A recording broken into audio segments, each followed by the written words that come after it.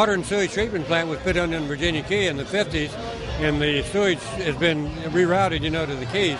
It is very much cleaner than it was. They look on it as being unclean, and it could be better, of course, but it's much better than it was. I can say that everything is relative, of course. In the old days, there was a lot more trash.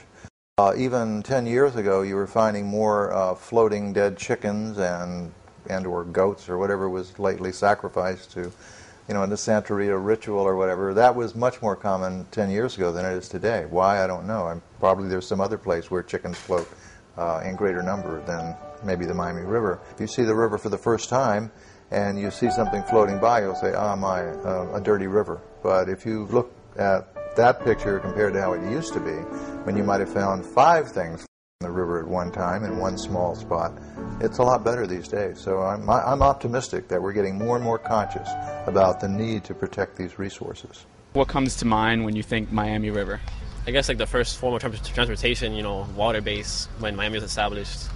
Before we had streets and all, I used the river to drive by. First thing that comes into my head is that it's kind of polluted. Miami River Commission's #1 priority project is the removal of 1 million tons of contaminated sediments from the Miami River through the Miami River Maintenance Dredging Project. Rivers around the world require maintenance, and the Miami River, surprisingly, has never been maintenance dredged. These decades of neglect have caused what is supposed to be a designated 15-foot deep federal navigable channel has now filled with contaminated sediments to approximately 11 feet deep. Dredging is the only way to remove these contaminated sediments and will be a significant improvement to the Miami River's natural environment, in addition to the natural environment of Biscayne Bay, which has been receiving these contaminated sediments over the decades. I used to frequently be invited to talk about the river. And I took a gallon of river water right off my dock from about 18 inches down, pumped it through the boat. Took a gallon of river water and distilled it down to a pint. And then I took a gallon of river water from the municipal water supply in my kitchen, what most people drink every day, and I distilled that down to a pint. And when I gave my talk, I'd shake up these 2 bottles. One would be clear and the other one would be dark brown. And I'd ask the audience to pick the one that came from the river. They'd always say the dark brown one, but that's the city water that you're drinking. And I remember one time when the Miami Herald interviewed an officer from the EPA that had come down to examine the municipal water system.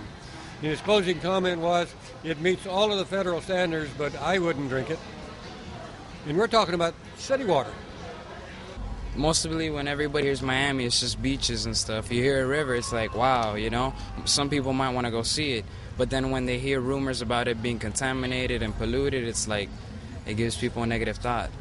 So when the sediment is taken out, when they finish dredging in a couple of years, I expect it to stay reasonably clean for quite a long time. And I expect the public attitude towards the river to change completely, when they can see the bottom and they can see all the fish that are in there. Well, it's never going to be the same as it was, but it can come back and in many ways be similar to the way it was.